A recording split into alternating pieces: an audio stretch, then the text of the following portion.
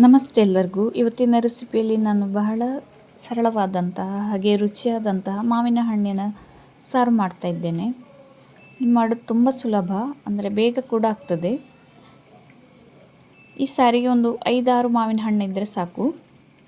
First ಇದನ್ನು ಸರಿಯಾಗಿ ತೊಳೆದು ಶುಚಿಗೊಳಿಸಿ ನಂತರ ಕತ್ತರಿಸಿದ್ರಾಯಿತು. ನಾನೊಂದು 6 ಮಾವಿನ ಹಣ್ಣನ್ನು ಹಾಕ್ತಾಯಿದ್ದೇನೆ.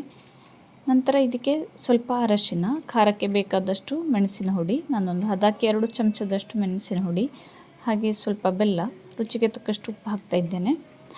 ನೀವು ಹುಳಿ ಸಾರು ಬೇಕಂದರೆ ಬೆಲ್ಲವನ್ನು ಸ್ಕಿಪ್ ಮಾಡ್ಬೋದು. ನಂತರ ಇದು ಮುಳುಗುವಷ್ಟು ನೀರು ಹಾಕಿ ಒಲೆ ಮೇಲಿಟ್ಟು ಬೇಯಿಸಿದ್ರಾಯಿತು. ಮಾವಿನ ಹಣ್ಣಾದ್ದರಿಂದ ಇದು ಬೇಗ ಬೇಯ್ತದೆ. 10-15 ನಿಮಿಷ ಸಾಕು ಬೇಯಲಿಕ್ಕೆ.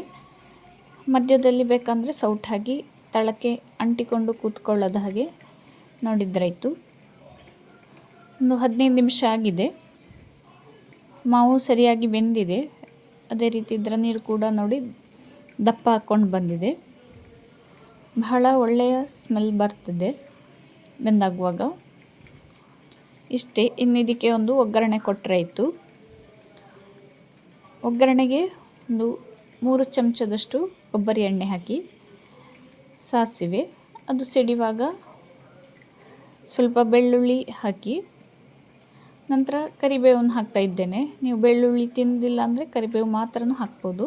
ಆದರೆ ಬೆಳ್ಳುಳ್ಳಿ ಹಾಕಿದಂತಹ ಒಗ್ಗರಣೆ ಬಹಳ ರುಚಿಯನ್ನು ಕೊಡ್ತದೆ ಸಾರಿಗೆ. ಬಹಳ ಬೇಗನೆ ಮಾಡಬಹುದು ಈ ಸಾರು. ಬೆಳಿಗ್ಗೆ, ಮಧ್ಯಾಹ್ನ ಅಥವಾ ರಾತ್ರಿ ಅನ್ನದ ಜೊತೆ ಹಾಗೆ ದೋಸೆ ಜೊತೆ ಕೂಡ ಸೇರಿಸ್ಕೊಂಡು ತಿನ್ನಲಿಕ್ಕೆ ಬಹಳ ಒಳ್ಳೆಯದಾಗ್ತದೆ.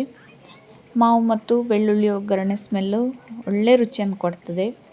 ಮಧ್ಯಾಹ್ನದ ಹಸಿದ ಹೊಟ್ಟೆಗಾದರೆ ಬಿಸಿ ಬಿಸಿ ಅನ್ನ ತುಪ್ಪದ ಜೊತೆ ಈ ಸಾರು ಇದ್ದರೆ ಮತ್ತೇನು ಬೇಡ ಊಟಕ್ಕೆ, ಅಷ್ಟು ಒಳ್ಳೆಯ ರುಚಿ ಇದೆ.